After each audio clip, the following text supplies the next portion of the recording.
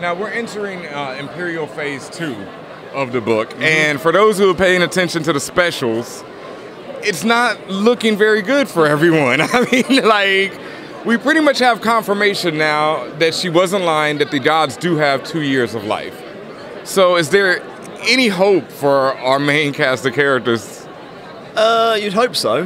But that is like hope for hope. Yeah, it's one of the things, like, as I said, it doesn't matter if it's 2 years or 70 years, what do you do with the time you have?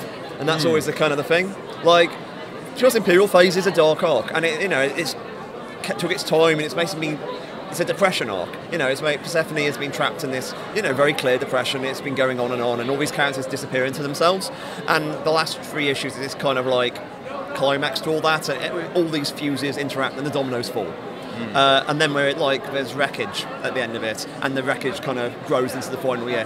And then you can't carry on being darker, so by definition, something must be growing in that Earth. Yep. But it gets, when you lose everything, what's the point? Yeah. And that sounds hard, but it is. What's the point? Yeah. And so we've got, how to phrase this. This is a book about life, and if I didn't think life was worth living, I would not be here. Sure, indeed. Yeah. So in other words, I must have something optimistic to say at some point in this story. It just may take a while to get there. But that said, the 455 specials kind of, you don't have to read the specials if you're reading the main series, but it does tell you, like, things can get very bad. Yeah. So, like, just a bit. Yeah. You might end up on a river. Gruesome instruments. Oh my God. And speaking of that, do you regret, I know there have been some deaths in the book that obviously we all felt, but do you regret killing characters, or do the characters dictate the story for you, where it's like, this is just how it has to go?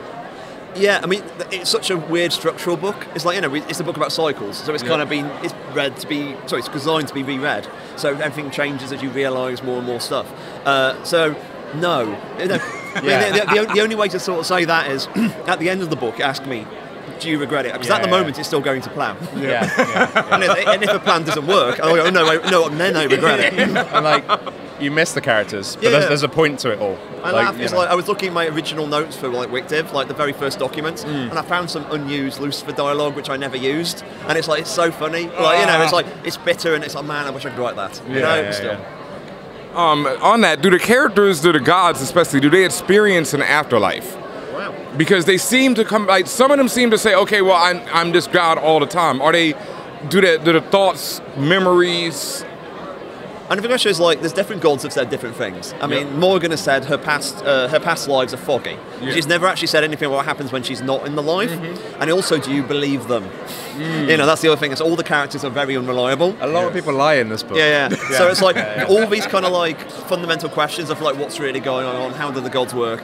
That's got to be stuff for the final year. That's kind of like, we've got so many mysteries, and we occasionally solve them. But there's still so many big ones. Yeah, that's got to be stuff for the final year.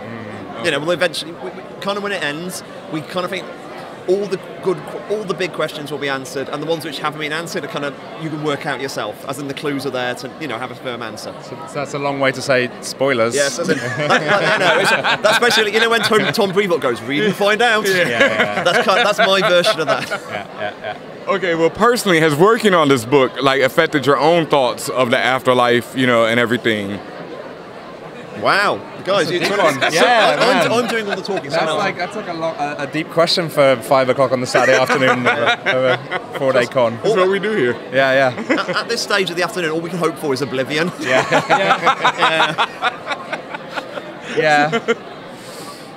So the afterlife is oblivion right now. You're good for it. That'd be a win. That'd be a win. Yeah, just lying down somewhere, dark. Moss. Yeah. All right. Well, not to keep it too deep, but I do have another one that really, there's a one-page, one issue. It's the remix issue when Woden is talking about patriarchy, and it is just one of the most succinct, beautiful breakdowns I've ever seen. And whenever people try and question me on it, I refer them to this issue. What has the reaction been like? So the thing about Woden's really interesting, because Woden's a bad guy. Yeah. He knows. The thing is, Woden's smart enough to know what's wrong, but he does it anyway. And he's read. I mean, like that essay was informed by a few things. It was informed by like Laurie Penny was writing, a friend of mine, feminist writer, and she was writing about the nature of patriarchy. Yeah. And I was also, when I was at university, I researched to like early kingdoms and how so all those information gets plugged together, and also reading about World War One. And World War One is like a fucking awful mess. Yeah. So all those kind of things get tied together, and it's like, here's a way to see the world. I mean, the challenge for Woden was always, how can I make a misogynistic monster I can imagine being? You know what I mean? Like, you've got to self-justify. How would I justify believing that? Mm-hmm. And you do that.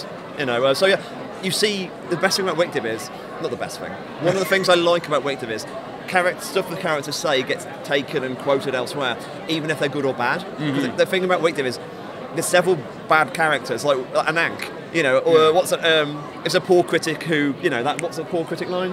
Who says something like it's a poor critic who says all of us are dishonest when they doesn't. That one. That's quote. But Anank's the bad guy. Yeah, but it's such a real quote. It's always true. Like, I like giving good arguments to bad people because it's like life is more good people fuck up, bad people occasionally have a point, and the idea but just because they're.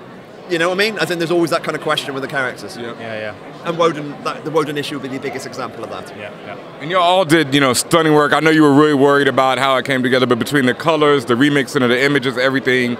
Saying we almost did it too well. A lot of people didn't realize it was previous art, previous issue art. Yeah. I had to go back and check. I was like, okay, let me check out what's, but that was so well done.